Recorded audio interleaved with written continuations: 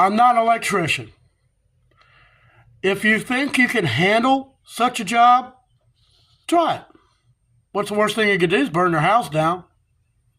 I take that chance every time I work on the electrical in this stupid mobile home. But if you're not comfortable with this, hire an electrician. What can it cost to replace that? I don't know. But, yeah, I try to do my own work where I can. And if I'm uncomfortable or I don't have the tools or some stupid reason, I'll hire someone. So, I'll see you next time. Hello, everyone. Welcome back to the channel. I hate changing these stupid outlets. They suck. This one has so many flipping wires, and I have to really pay attention. Now, first thing I did was I plugged in a radio because my breaker box is clear in the back of the house in the bedroom. So I plugged it into the outlet, turned the radio on, sit there, chose a breaker, turned it off, radio goes off, the outlet's dead. Because you have to open these things up. Now, I'm going to be taking pictures, mainly so I can remember.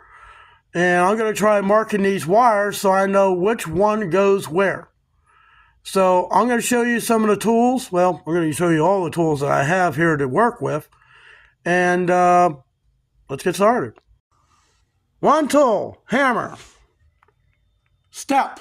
You need a workbench to work on. Trust me.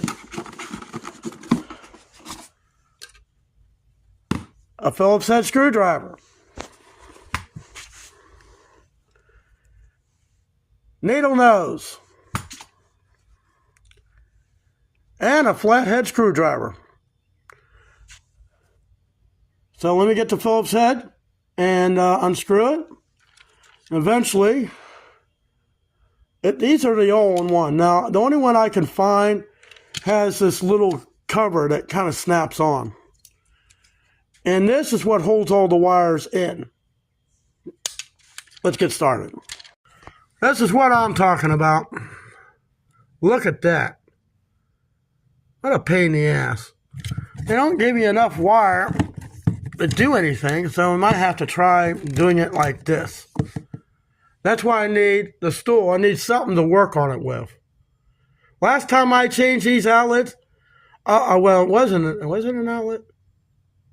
No, it was a switch. Oh my God. What a pain in the ass. So let me get that cover snapped off so we can see how these wires are. It looks like all the white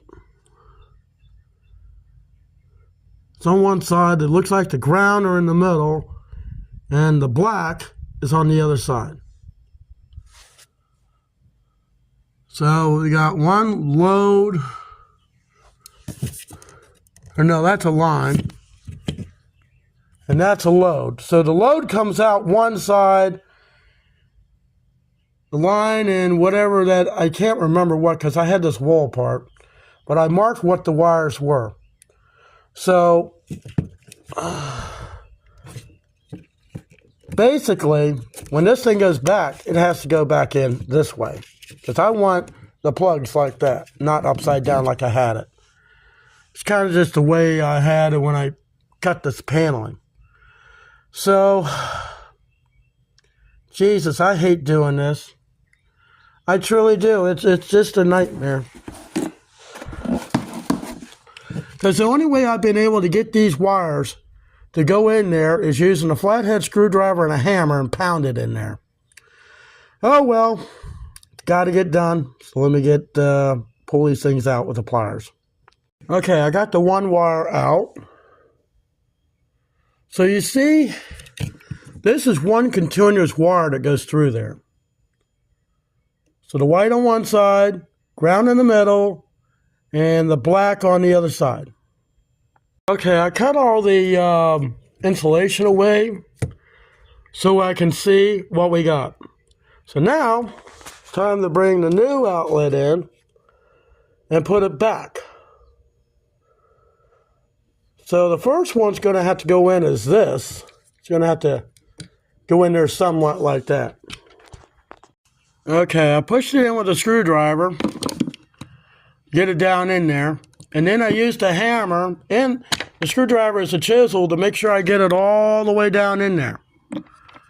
So the white went on the side of the large slot, and the black, which is hot, goes on the other side. So now, only thing I got left is that one. Okay, I got it tapped in. The only thing left to do is to put this cover on. The cover only goes on one way. I don't see the difference, but I'm sure there is. So now, we got to try to get that back on the wall and tighten up the screws. Okay, got it in. Boy, it was tough. When I was working on the light switch, I had 9 wires coming out. How scary is that? So, only thing left to do is to snap this cover on. And we're done. So, thanks for stopping by. And by the way,